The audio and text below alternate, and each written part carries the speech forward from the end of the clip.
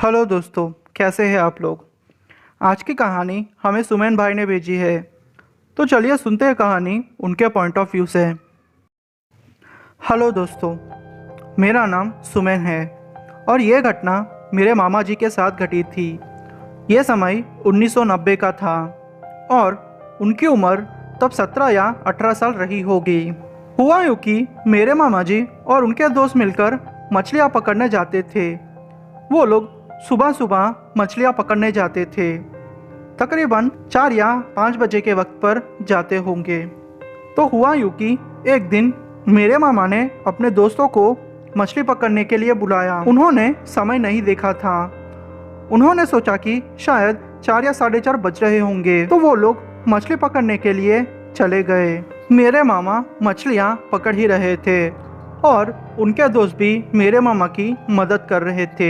मेरे मामा के दोस्तों में से एक दोस्त को टॉयलेट जाने की ज़रूरत महसूस हुई, तो उनके दोस्त थोड़ी दूर झाड़ियों में टॉयलेट करने के लिए चले गए।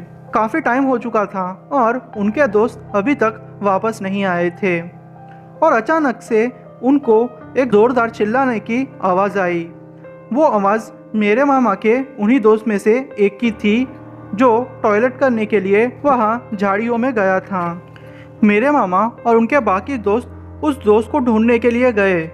जब वो उस जगह पहुँचे तो उनका दोस्त वहाँ पेड़ पर देख ही रहा था। हमने उसे पूछने की भी कोशिश की पर वो कुछ बोल नहीं पा रहा था। जब हमने उस पेड़ पे देखा तो हमारी हालत जैसे खराब हो गई। हमने देखा कि एक औरत सफ़ेद साड़ी में उस पेड़ पर बैठी हुई है। वो औरत दिखने में बहुत डरावनी दिख रही थी। उसे देख के हम जैसे ठंडे पड़ गए थे। हम लोगों में डर इतना बस गया था कि हम में से कोई भी कुछ कह नहीं पा रहा था। हम वही थोड़ी देर के लिए जम गए। जब हम चारों को होश आया तो पेड़ पे कोई नहीं था।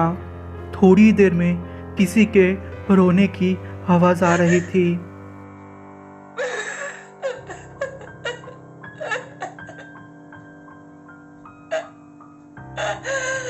मामा और उनके दोस्तों ने सोचा कि शायद कोई औरत होगी जिसे उनकी हेल्प की ज़रूरत होगी। मामा और उनके दोस्त उस आवाज़ का पीछा करते हुए जाने लगे। जब वो वहाँ पहुँचे तो ही औरत खड़ी हुई थी। वो उस औरत को देख के बहुत डर गए थे। वो औरत मेरे मामा का और उनके दोस्तों का गला दबाने लगी। उस औरत के 4 हाथ थे। सच बोलूँ तो मुझे भी विश्वास नहीं हो रहा था। उस औरत ने हम चारों का गला दबा दिया। हम लोगों ने सोचा कि आज तो हम लोग पक्का मारे जाएंगे। हमें डर भी लग रहा था और हम कुछ भी मुंह से नहीं बोल पा रहे थे। उन चारों में से मेरे मामा हिम्मत वाले थे। उन्होंने आयतुल कुर्सी पढ़ना शुरू कर दिया। उन्होंने जैसे ही पढ़ना शुरू किया वो औरत अचानक से पीछे हटने लगी। फिर वो एकदम से गायब हो गई। तब जाके उन लोगों की सांस में सांस आई। फिर जब वो नदी की तरफ जाने लगे तो अचानक से उनको ऐसा लगा कि बहुत सारे लोग उस तरफ से उनके पीछे पड़ गए हैं।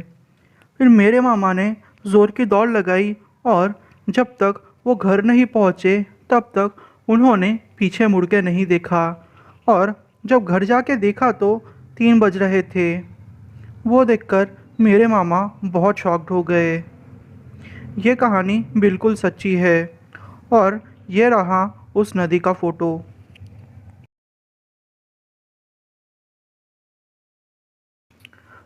मेरा नाम वरुण है और मैं गुजरात के एक छोटे से गांव का रहने वाला हूँ। ये घटना मेरे दादाजी के साथ घटी थी। उन्होंने कहा कि ये घटना 1970 में उनके साथ घटी थी।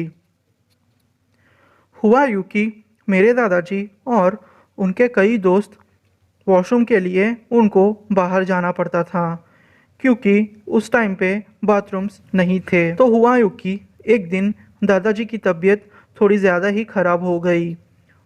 मेरे दादाजी रात के 3 बजे ही वॉशरूम के लिए निकल गए। जो जगह मेरे दादाजी वॉशरूम जाते थे वो जगह गांव से तकरीबन 2 या 3 किलोमीटर की थी।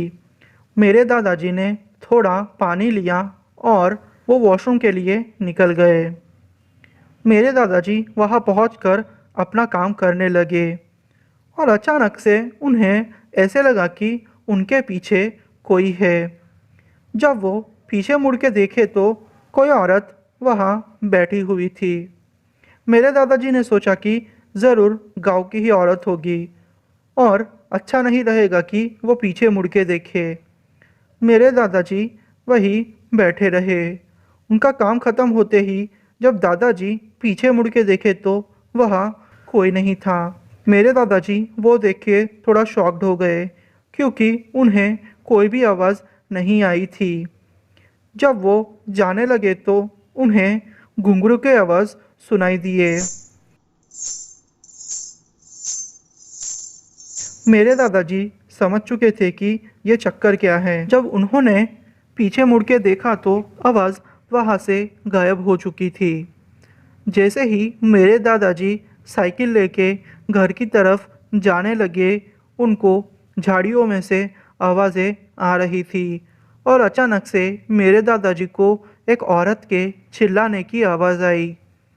वो औरत ज़ोर ज़ोर से चिल्ला के दादाजी का नाम ले रही थी और कह रही थी कि मुझे बचा लो। दादाजी को लगा कि ये कोई गांव की औरत होगी जो उन्हें पहचानती होगी। दादाजी बिना कुछ सोचे हुए झाड़ी के अंदर चले गए। जब मेरे दादाजी उस झाड़ी के अंदर गए तो उन्हें वही औरत दिखाई दी। वो औरत अब अपने असली रूप में आ चुकी थी। उसकी हाइट तकरीबन 9 या 10 फुट की होगी। वो देख के मेरे दादाजी बहुत डर गए। उनके शरीर से जैसे एक सिरहन सी दौड़ उठी। वो देख के मेरे दादाजी बेहोशी होने वाले थे। उन्होंने संभाला और वहाँ से भागने लगे। वो औरत भी उनके पीछे हाथ धो के पड़ गई थी। मेरे दादाजी ने सोचा कि आज वो मर जाएंगे। अचानक से मेरे दादाजी की साइकिल गिर गई। मेरे दादाजी को बहुत चोट लगी थी। मेरे दादाजी ने हनुमान चालीसा पढ़ना शुरू कर दिया। वो औरत दादाजी के पास आ चुकी थी। मेरे दादाजी ज़ोर ज़ोर से हनुमान चालीसा पढ़ रहे थे। फिर वो औरत थोड़ा पीछे हटी और बोली कि आज तेरी किस्मत अच्छी है, अगली बार मिलेगा तो मारा जाएगा। दादाजी वो आवाज़ सुनते ही ज़ोर से चिल्लाए और हनुमान चालीसा पढ़ते पढ़ते अपने घर चले गए। जब वो घर पहुँचे तो उन्होंने उनके मम्मी पापा से ये सारी सिचुएशन एक्सप्लेन की। तब उन्होंने बोला कि एक औरत बहुत साल पहले मर गई थी। उसकी ही आत्मा सबको ऐसे ही सताती है। तुमको उस एरिया में नहीं जाना था, तुम्हें पता नहीं क्या। मेरे दादाजी ने बोला कि उन्हें इस बारे में कुछ पता नहीं था। मेरे दादाजी को बहुत चोट लगी थी। थोड़े दिन तक मेरे दादाजी बीमार रहे। फिर 2-3 हफ्ते के बाद उनकी तबीयत में सुधार आया। दोस्तों, आपको यह कहानियाँ कैसी लगी? अगर आपको मेरी कहानियाँ पसंद आई हो तो मेरे वीडियो को लाइक कर दीजिए और कोई ना कोई कमेंट कर दीजिए, जिसकी वजह से मेरे चैनल का एंगेजमेंट बढ़ेगा। और मेरे चैनल को भी सब्सक्राइब कर लीजिए और उसके पास की बेल आइकन को ऑल पे सेट कर दीजिए, जिससे कि जो भी मैं स्टोरी अपलोड करूँगा आप तक सबसे पहले पहुँचेगी। अगर आप अपने साथ आप बीती या फिर किसी अपने के साथ आप बीती को भेजना चाहते हो तो मुझे इंस्टाग्राम में कांटेक्ट करके आप अपनी स्टोरी मुझे भेज सकते हो। थैंक यू दोस्तों।